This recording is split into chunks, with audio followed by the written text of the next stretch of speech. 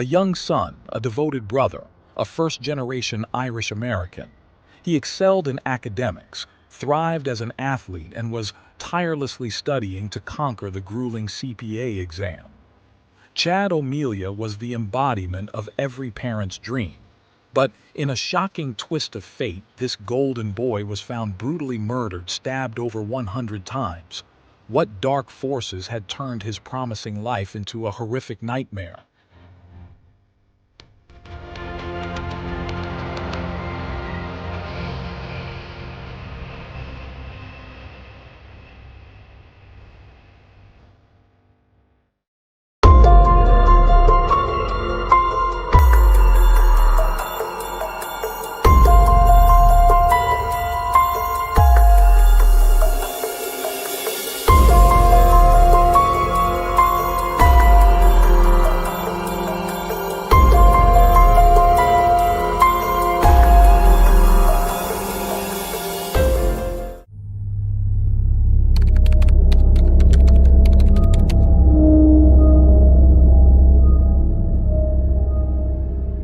Chad Brandon O'Melia was born on September 27, 1991, in Santa Clarita, a city located north of Los Angeles, California. His father, Sean O'Melia, an Irish construction supervisor, and his mother, Michelle, separated when Chad was just 5 years old. Despite their separation, they worked hard to ensure Chad had a happy childhood. According to those close to him, Chad was a kind young man with a bright smile and boundless energy. He had a great sense of humor and was always responsible and dedicated. His friends saw him as the big brother of the group, always looking out for them without expecting anything in return. Chad developed a passion for American football at a young age and played throughout his teenage years. He continued playing while attending Chico State University, where he studied accounting and eventually graduated. After graduation, Chad moved to an apartment in Thousand Oaks, part of the greater Los Angeles area, taking his dog, Athena, with him. He shared the apartment with a young man named Vinny Oliveira. Alongside working at an accounting firm, Chad was studying to obtain his Certified Public Accountant (CPA) certificate. However, his busy days left him with insufficient sleep at night, leading him to develop a habit of using cannabis to help him sleep. According to Vinny, Chad was often intoxicated when seen at the apartment. Chad didn't hide this from others, and even his parents were aware of his cannabis use. Although they didn't approve, they didn't see it as the worst thing he could be doing. Sean explained in an interview that Chad never smoked when visiting him because he knew Sean disliked it. Sean considered cannabis a dirty substance with a foul smell that changed Chad's personality and decreased his motivation and concentration. Little did Sean expect that Chad's addiction to cannabis would dramatically change his life, all because of a woman he barely knew. Bryn Spoicher was born on January 25, 1991 in Chicago, Illinois. From a very young age, Bryn faced serious health issues that required numerous surgeries and strong medications. These medical procedures and medications severely deteriorated her hearing. At 4 years old, she began using cochlear implants to hear better and also learned to read lips. Her medical condition made her feel isolated and different from others. Throughout her schooling, she was often the only student with hearing loss and would hide her hearing aids to fit in and avoid teasing. As she grew older, she decided to turn this aspect of herself that once embarrassed her into a strength. Bryn pursued a doctorate in audiology at the University of Washington School of Medicine, graduating in the 2010 S. She excelled in her field, with one professor stating that out of the thousands of graduate students he had taught, Bryn stood out as brilliant, and none could surpass her. In August 2017, at the age of 26, Bryn moved to Thousand Oaks and secured a job as an audiologist at UCLA Health, a health system comprising various medical centers, including the David Geffen School of Medicine at UCLA. For almost a year, she lived in a rental apartment that didn't allow pets, so she had to leave her Siberian husky, Arya, with her family in Illinois. It wasn't until April 2018 that she found a place where she could bring her beloved canine companion. Having Arya by her side again significantly improved Bryn's daily life, as she had trained the dog as a service animal 2 years earlier when Arya was just a puppy. Bryn often took Arya for walks at Conejo Creek, a popular park in Thousand Oaks. It was there, at her favorite spot, that she met Chad in late April 2018. According to her account, Chad was the one who initially approached her. On several occasions when their paths crossed, the 26-year-old Chad asked for her phone number, but she declined each time. Eventually, Chad handed her his business card so she could text him if she ever wanted to meet up. That's exactly what Bryn did, and soon they began an informal relationship. They would go out to eat or hang out with friends, and once, they shared a bottle of Irish whiskey while watching their dogs play in the park.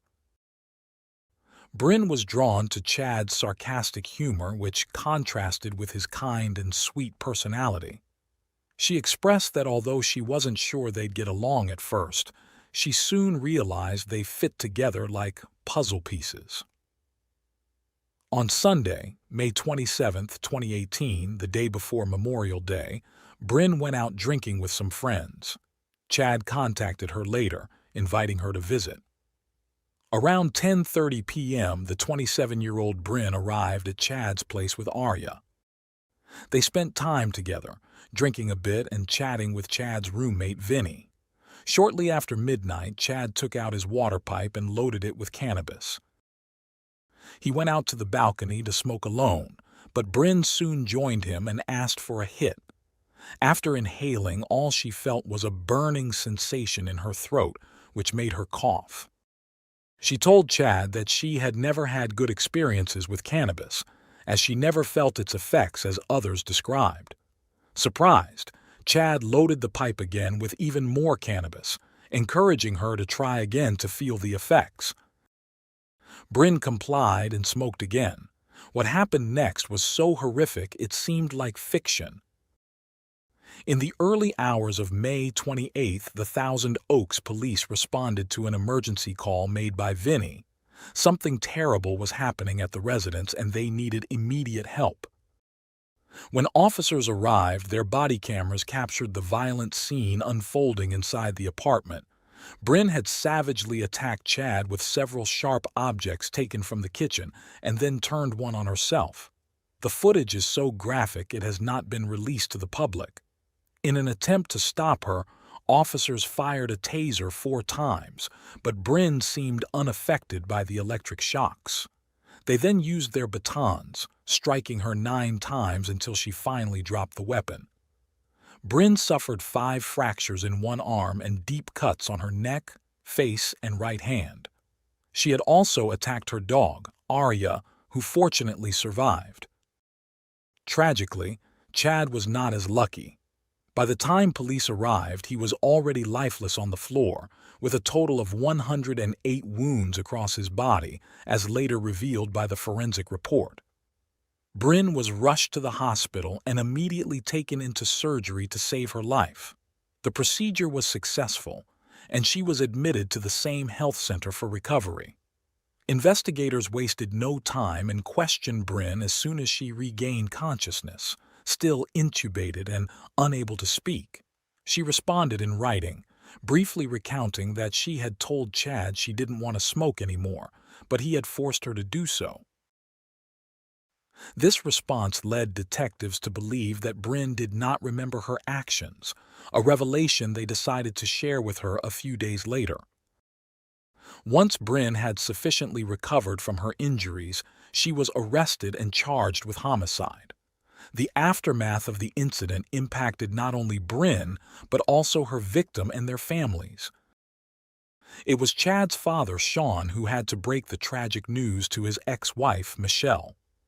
In an interview, the grieving father chose not to disclose how he delivered the news, as the memory was too painful to revisit.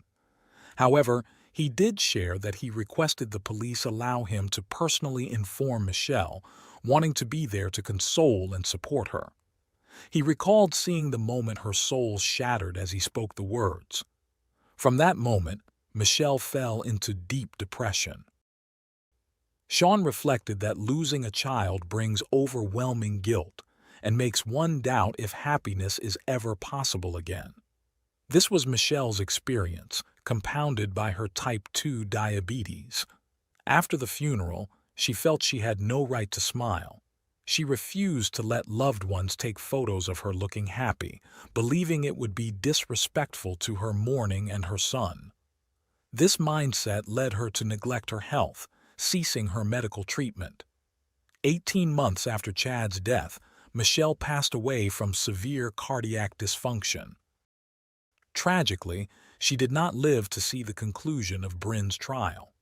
Though it's impossible to know, it's likely the delay between the last hearing and the sentencing of the person responsible for her son's death would have caused her even more pain.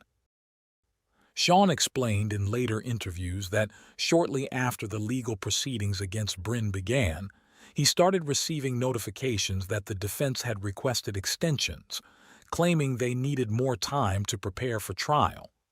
These messages arrived at least every 6 months. This situation dragged on for over 5 years, also impacted by the COVID-19 pandemic. Thus, the first trial hearing did not occur until November 9, 2023. During this initial proceeding, Bryn, fully recovered from her injuries, had the opportunity to testify before the jury and those present in the courtroom. The then 32-year-old woman, equipped with a real-time transcription monitor on both the witness stand and the defendant's bench, shared her story. Bryn recounted her life before describing the events of May 27, 2018. She stated that after encouraging her to smoke a second time, Chad got up to fetch the water pipe. Once loaded, he brought it to her face, insisting she inhale immediately to feel the effects. Bryn explained she felt she couldn't refuse him, admitting he hadn't used physical force, but his persistence frightened her. She revealed that Chad did not always exhibit the sweet demeanor others attributed to him, and that she had seen him in bad moods, which pressured her into compliance. According to Bryn, minutes later she began to feel as if they were trapped in a time loop. The conversation with Chad seemed to repeat endlessly, giving her a constant sense of déjà vu. She lost the ability to form coherent sentences, which caused her anxiety. Seeking relief, she went back inside, lay down on the couch, and closed her eyes to calm herself. She then reported hearing voices in her head and seeing things with her eyes closed that were clearly not there, all while feeling trapped in a never-ending cycle. At some point, Bryn felt she had died, believing she was trapped inside her own corpse. She described seeing and hearing her loved ones mourning her, even feeling hands touching her body. This wasn't the most bizarre experience of that night. She claimed to have had an out-of-body experience, seeing her own body lying on the couch from above. She added that Chad was beside her, crying uncontrollably, and paramedics were attempting to revive her. Before continuing, Bryn clarified that what happened next felt as if she were in a movie, viewing events from the perspective of one of the characters, as if it were happening to someone else, not her. She recounted pushing the chairs aside in the apartment to make her way to the kitchen, where she grabbed 2 knives and threw them forcefully at Chad. She then took 2 more knives and approached one of the dogs, attacking it. Bryn thought she heard Chad ask why she had hurt Athena, but later learned it was Arya. She then walked to where Chad was standing, and just as she raised the knife against him, she lost consciousness completely. Despite this, she continued hearing voices in her head, urging her not to stop. She also heard Vinny, who ran out of the apartment to call the authorities. The hallucinations persisted for what felt like hours, becoming so intense that she ended up cutting her own neck with the knife. After that, everything went black again. Eventually, Bryn regained consciousness, though not fully and not for long. It was not a slow, gradual process, but quite the opposite. She felt the electric shocks from the police taser used to make her drop the knife, and in her delirium, she thought they were using a defibrillator to resuscitate her. She recalled waking up in the hospital when authorities began asking her about what had happened. However, her memories were blurry, and she couldn't distinguish what was real from what she had hallucinated. It wasn't until 2 days later that investigators informed her she had killed Chad. The defense attorney referenced tests conducted on the water pipe after the incident and called another person to explain the results. The expert stated that drug detection tests are not 100% reliable, as some substances might not be immediately identifiable. He asserted that while the report clearly indicated the presence of THC, the main psychoactive component of cannabis, there was a significant possibility the weed had been laced with something else. This was even more probable if Chad had purchased it from an illegal vendor, who might add other substances to enhance effects and reduce costs, despite recreational marijuana being legal in California at that time. Bryn's legal team also highlighted that until then, it had been overlooked that Vinny, Chad's roommate, had smoked the same substance earlier and also experienced hallucinations. Based on this, Bryn's defense portrayed her as an innocent woman with little experience in substance use, who couldn't have known what she was smoking when coerced into it. This was corroborated by testimonies from her acquaintances. Old friends from high school testified that she was never interested in drugs, which was why she had cut ties with some people. A 33-year-old woman named Amy Carrowick, who met Bryn in 2007, mentioned they bonded over shared interests in high school. She noted that while Bryn played basketball, she played softball, and they both enjoyed activities typically unpopular among girls like camping and hiking. Bryn first smoked marijuana in 2014 when she started dating a man named Kevin, with whom she had a 3-year relationship. The couple took a joint to a mountain campsite in Washington and decided after smoking that it wasn't for them. Kevin, a personal trainer and ex-Marine, believed Chad could have coerced her into smoking that night. He explained that they broke up in 2017 when Bryn moved to California, but described her as carefree, charismatic, and pleasant. It was logical for the defense attorneys to base their strategy on these arguments, as California's penal code stipulates that individuals under the influence of drugs or alcohol are fully responsible for their actions unless they were forced or deceived into intoxication. Despite their efforts, the jury ultimately rejected this argument. The statement Bryn had given to the police while still hospitalized became the primary issue facing the prosecutor and the defense. The accused had initially provided a written statement confessing that she had voluntarily taken the second hit from Chad's pipe. She claimed this document had been concealed from the prosecution for a time. Moreover, in one of the hearings, the prosecutor unveiled new evidence that could potentially turn the trial around. She portrayed Bryn in a starkly different light than the defense did, supporting her argument with a series of text messages exchanged in 2018 between Bryn and several friends. In these communications, Bryn referenced getting so drunk that she had to miss work the next day and mentioned consuming cannabis-infused foods. This served as a basis for the prosecutor to question not only Bryn's original statement, but also all her testimonies. The prosecutor emphasized that Bryn had not mentioned to investigators or doctors that she had been pressured or intimidated during most of her interviews. Bryn responded to both allegations. She explained that she tended to exaggerate her experiences when talking to friends, but had never been so drunk as to black out or miss work due to a hangover. She added that she had only been late to work once after a night out drinking. Regarding the interrogations, Bryn stated she hadn't shared all the information with the police in each interview because she assumed the detectives already knew everything after repeating the same answers multiple times. To counter the prosecution's claims, the defense hired mental health experts who determined that Bryn had not suffered from any mental illness, problems, or violent tendencies before the attack, suggesting that a marijuana-induced psychotic episode was the only explanation for her actions. This argument undermined the prosecutor's case, leading the jury to reduce the charge.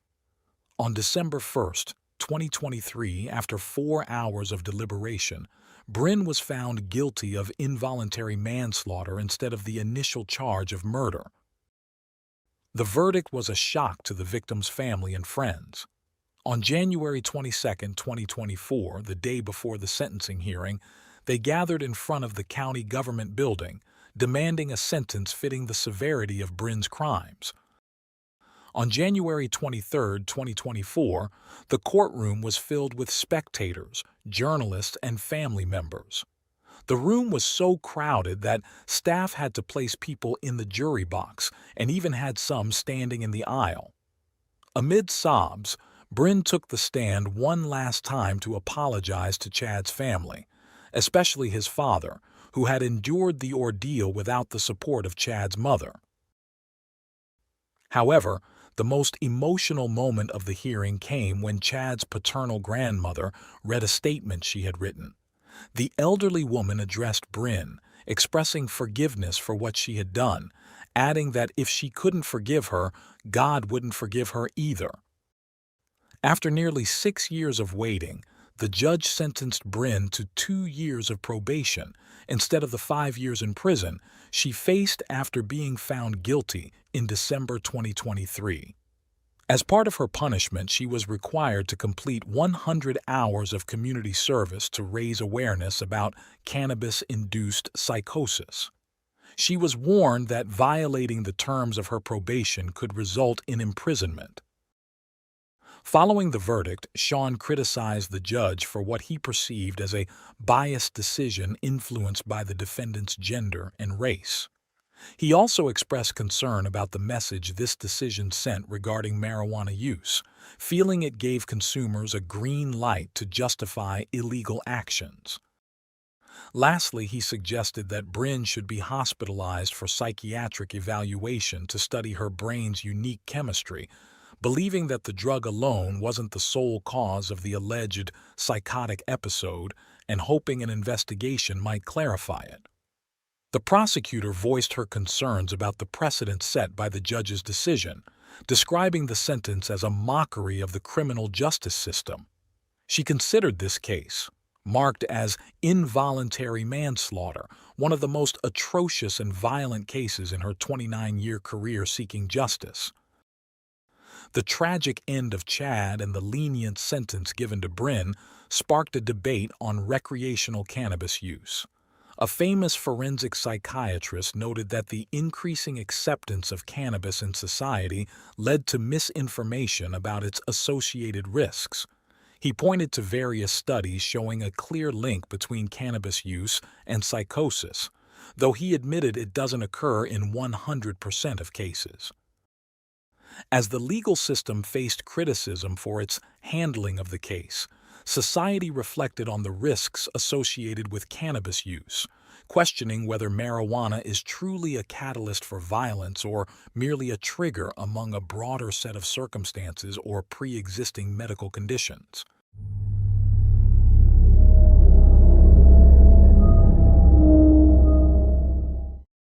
Thanks for tuning in to Unreal True Crime. If you're intrigued by mysteries from around the world, check out our new channel, Latin Crimes, where we dive into the gripping true crime stories of Latin America. Don't miss out. Subscribe now for more thrilling investigations. You smothered her laugh. You crushed her smile. and you left us with the nightmare of the unimaginable.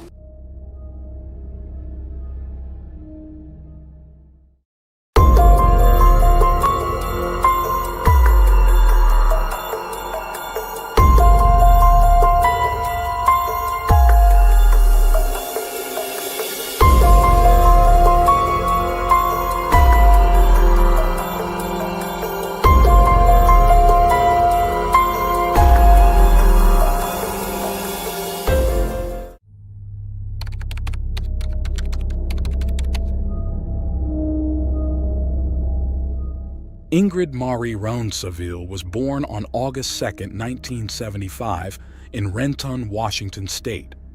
She was the only daughter of Yorga Bass, a devoted mother and her only known direct relative. Ingrid completed her high school education at Canyon del Oro High School in Tucson, Arizona, in 1993. Following graduation, she pursued a nursing degree at a local university and earned her Bachelor of Science in Nursing 4 years later. About 3 years after her graduation, Ingrid returned to Washington where she met Philip Line.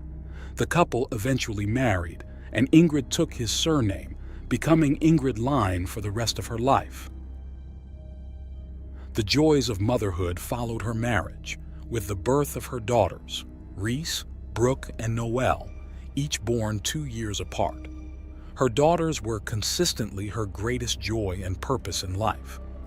Around 2014, Ingrid's marriage to Philip encountered difficulties, leading to a divorce that was finalized amicably, with both parents sharing custody of their daughters. Despite the separation, Ingrid retained her vibrant, energetic personality. At this time, she was working as a nurse at the Swedish Medical Center, where she was highly regarded by doctors, patients, and fellow staff for her dedication and professional commitment. Her career was undoubtedly the second most important aspect of her life. Her relationship with Philip evolved into a supportive friendship, easing the co-parenting of their daughters. This emotional maturity greatly benefited their children's upbringing. Additionally, the presence of Yorga, Ingrid's mother, was a constant source of support, playing a crucial role in her life and the lives of her granddaughters. 2 years post-divorce, by 2016, Ingrid was well settled. She enjoyed her job, which provided a satisfactory income, and lived with her 3 daughters in Renton, Washington, just a 32-minute drive from her workplace. Socially, she was fortunate to have genuine friendships, which enriched her life further. It could be said that Ingrid was content with her life, and she felt the same. Yet in her early 40s, she found herself longing for a romantic partner, a desire unmet by her social circle.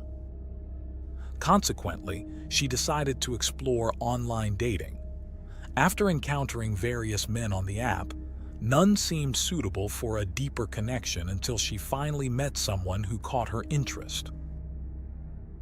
John Charlton, born in the late 1970s in Seattle, was the son of Ray and Joanne Charlton, both military personnel with strict expectations regarding the behavior of John and his sister Shannon. They aimed high for their children's futures, providing them with the best education possible and expecting them to help with household chores. However, it soon became clear that John was not living up to his parents' dreams. He harbored resentment towards them and others, a sentiment that followed him throughout his life. John's frustrations often surfaced, especially when he was under the influence of alcohol or drugs, substances to which he frequently turned. His legal troubles began in 1997 with a misdemeanor assault charge in King County, followed by a charge of reckless driving in Washington State the next year. Over time, the relationship between John and his parents deteriorated, reaching a breaking point in 2006 when, exhausted, Ray and Joanne sought a protective order against him. They had tried everything to make living together bearable, but their son's erratic and inexplicable behavior made basic agreements impossible.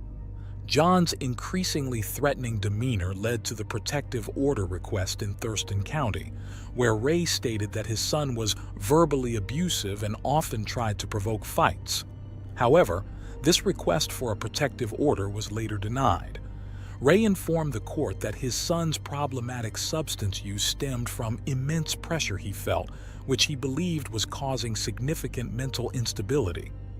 On June 24, 2006, south of Ogden, a woman and her baby were waiting in the back seat of their van while her husband shopped in a bookstore. Suddenly, John appeared, demanded they exit the vehicle, and drove away with it. The police were promptly notified, and the van was spotted on Interstate 15. An officer followed it to a store parking lot in Riverdale, Utah, where John was arrested. According to Utah's police and judicial records, John was charged with aggravated robbery. He agreed to plead guilty to a lesser charge of attempted aggravated robbery and was sentenced to 1 to 15 years in prison. However, he only served about 21 months and was released on June 24, 2008.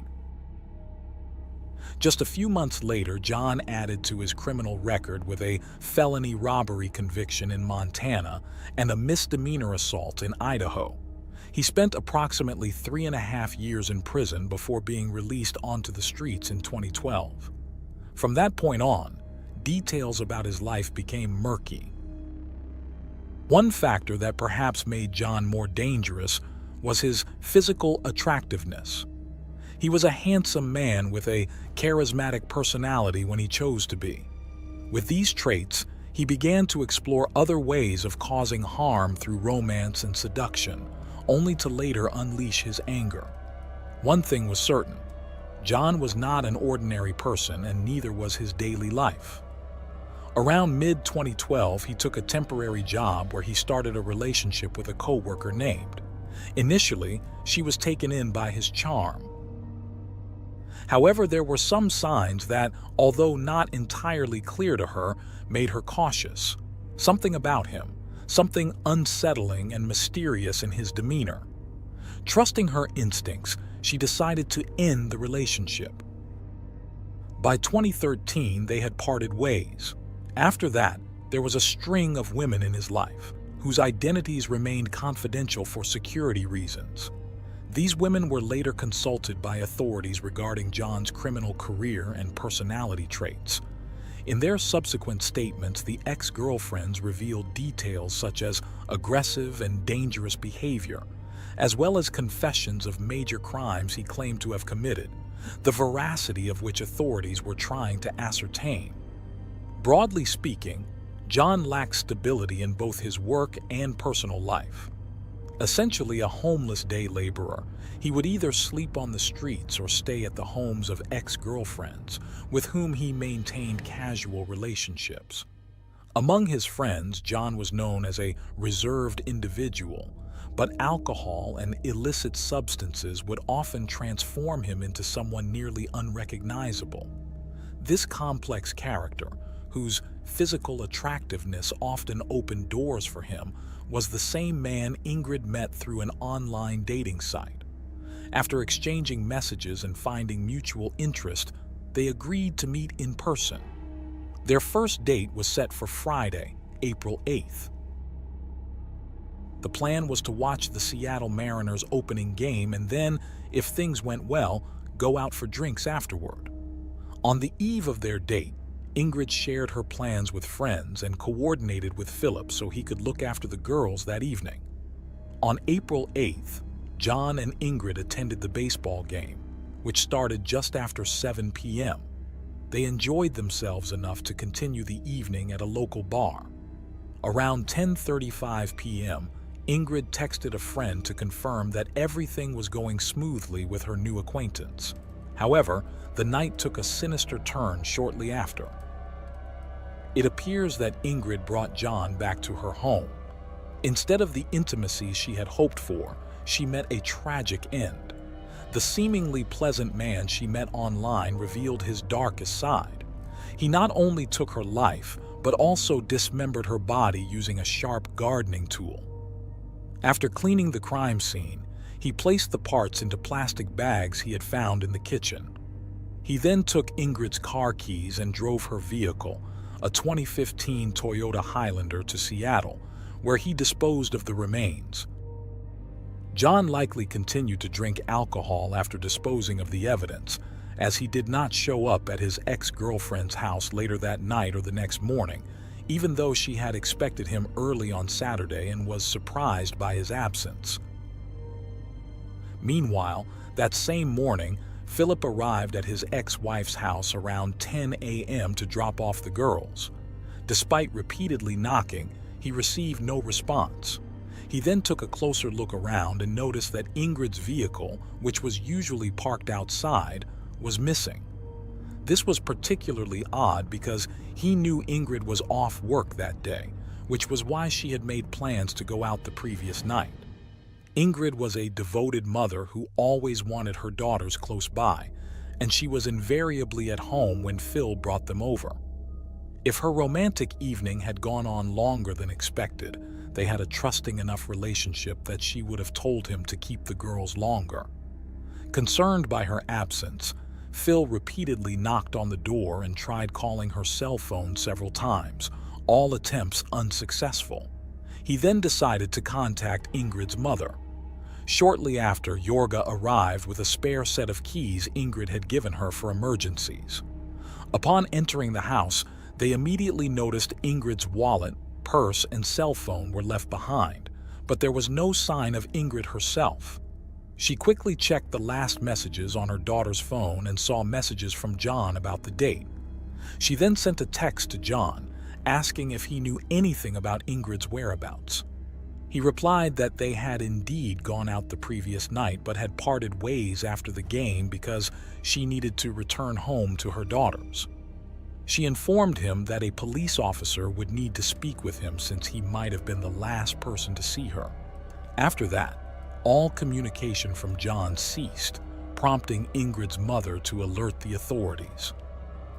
A few hours later, while the police began their investigation, a Seattle resident was about to make a horrifying discovery. As he was taking out his recycling, he noticed 3 white kitchen bags at the bottom of another bin, out of place because kitchen waste is organic and does not belong in the recycling. When he went to correct this mistake and picked up the first bag, he was struck by its unusual weight and nearly professional packaging. Seconds later, he was staring in horror at the outline of a face protruding from the bag. Shocked, he called a neighbor to confirm what he was seeing. Both, still in disbelief, contacted emergency services. The police and forensic team arrived within minutes. Inside those 3 bags were human remains, a leg and foot, part of an arm, and a head. Back in Washington, as panic spread among dozens of Ingrid's friends and family, they took to social media to alert the community, the police, and the media about her disappearance. Suspicion quickly fell on the man she had dated last. Meanwhile, John visited his ex-girlfriend's house. Though she noticed he had a swollen lip, he dismissed it as nothing significant. He claimed it was the result of an attempted robbery the night before he went out to a bar. Meanwhile, the Seattle police soon learned that their counterparts in Renton were searching for a missing woman. Coupled with social media posts, this information helped them connect the dots. After comparing the photos shared online with the remains found, they identified them as belonging to the same person. A search warrant was issued for Ingrid's home, where a thorough search revealed an almost empty box of garbage bags, similar to those found in the dumpster. Bloody traces were found in the bathtub drain, and perhaps most damning, a pruning saw with blood, tissue, and bone on its serrated blade was found leaning against the bathroom wall. The examination of Ingrid's computer allowed officers to access her purchase of tickets for the Mariners game. Considering the link she had with Phil, the police initially pursued this lead since an ex-husband might harbor resentments. However, he was quickly ruled out. The car was located in downtown Seattle on the night of April 11, 2016. The police lifted 3 fingerprints from underneath the driver's door handle, where they also found the same type of white garbage bags. Subsequently, the officers interviewed John. His online dating profile indicated he wasn't looking for anything serious, but that was not a crime. At first glance, he seemed like a normal guy. When asked about his residence to ensure they could contact him again if needed, he admitted to not having a fixed place to live. The officers sensed some discomfort when they asked about Ingrid. In his account, he said that after the baseball game, they took a bus and went to Ingrid's house. He believed there might have been an intimate encounter, but he wasn't sure because he had passed out. He added that she had not wanted to introduce him to her daughters and had later left him downtown. He woke up hours later on a bench in front of a building.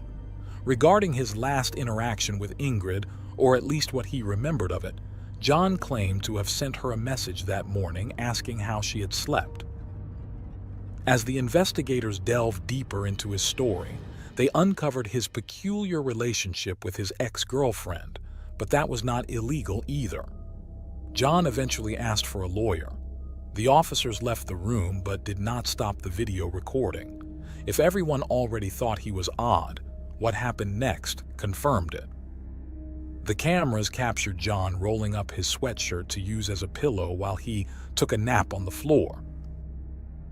The next step involved interviewing John's ex-girlfriend, who reported that he arrived later than expected that Saturday and noted his bruised lip. Wow, this could have been me. However, this was not particularly surprising to the agents, as they had already observed an abrasion on his head and scratches on his chin, chest, and arms.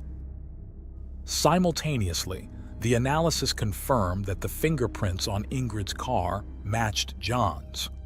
Consequently, on Monday, April 11, 2016, John was brought before a judge who set his bail at $5 million, a sum he could not afford, resulting in his detention as the primary suspect in Ingrid's murder. Several of John's former friends and ex-partners came forward to assist the police with the investigation. Additionally, an extensive search for the rest of Ingrid's body commenced, involving the FBI and other regional law enforcement agencies, due to the grisly nature of the crime. John was assigned a public defender who argued that no forensic evidence or expert testimony linked him to the crime. Nevertheless, on Tuesday, April 12th, the judge dismissed these arguments and found probable cause to hold him on a charge of second-degree murder. That evening, hundreds gathered near Ingrid's home for a vigil to honor her memory. Those who knew her highlighted her excellent human qualities, and friends present expressed that the pain of her loss felt like an open wound. They acknowledged that the hardest impact was on her family, particularly her mother and 3 daughters, who were deeply affected by the tragedy. The following day, Wednesday, April 13th, the county coroner's office officially confirmed that the remains were Ingrid's. The preliminary autopsy report listed blunt force trauma as the cause of death, although the exact date of the crime could not be determined. 2 days later, a sanitation worker found more body parts in a different recycling bin. On April 18th, a man received a phone call from a neighbor. Inside his recycling bin, a torso with a pierced navel was discovered. Ingrid had a navel piercing, confirming the remains were hers. As part of gathering evidence for the trial, police returned to Ingrid's house. This time, they dismantled the plumbing and found more blood in the newly exposed drain trap. They also used a chemical called luminol, which glows in the presence of blood traces, confirming that the crime scene had been cleaned.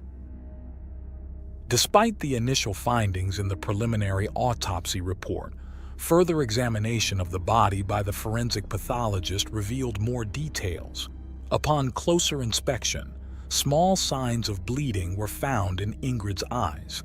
Additionally, marks on her neck led to the definitive conclusion that she had been strangled, and subsequently, her body was dismembered in her own home.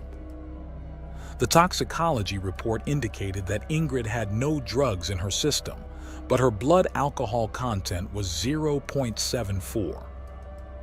On October 2, 2017, in a King County courtroom, John pled guilty to first-degree premeditated murder. His guilty plea was part of a plea bargain that resulted in a shortened trial, sparing Ingrid's family and the community from the ordeal of a lengthy and distressing jury trial.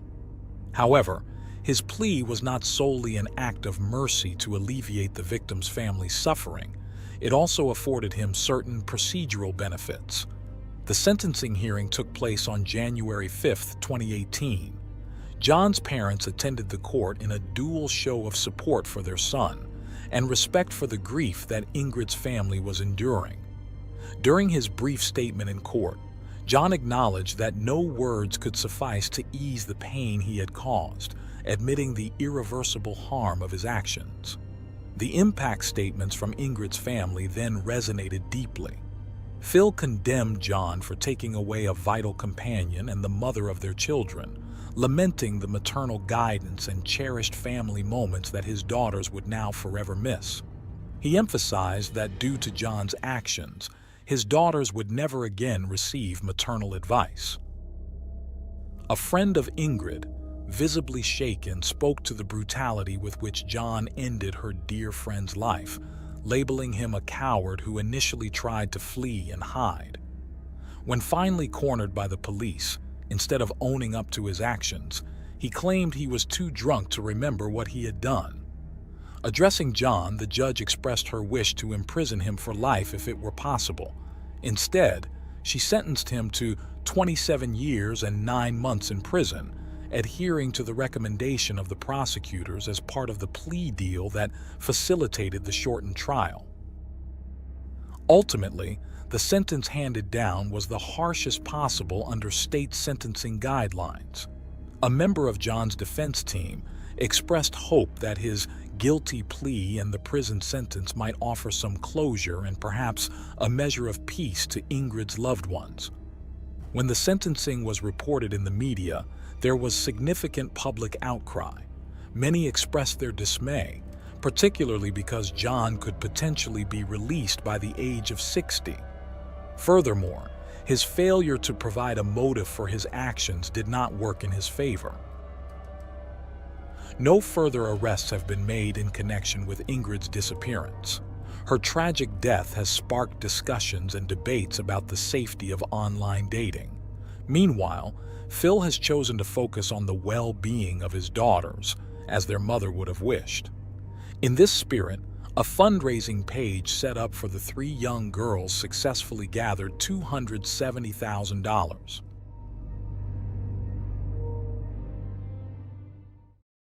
Thanks for tuning in to Unreal True Crime.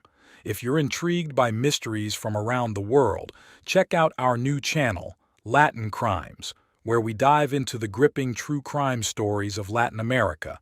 Don't miss out. Subscribe now for more thrilling investigations.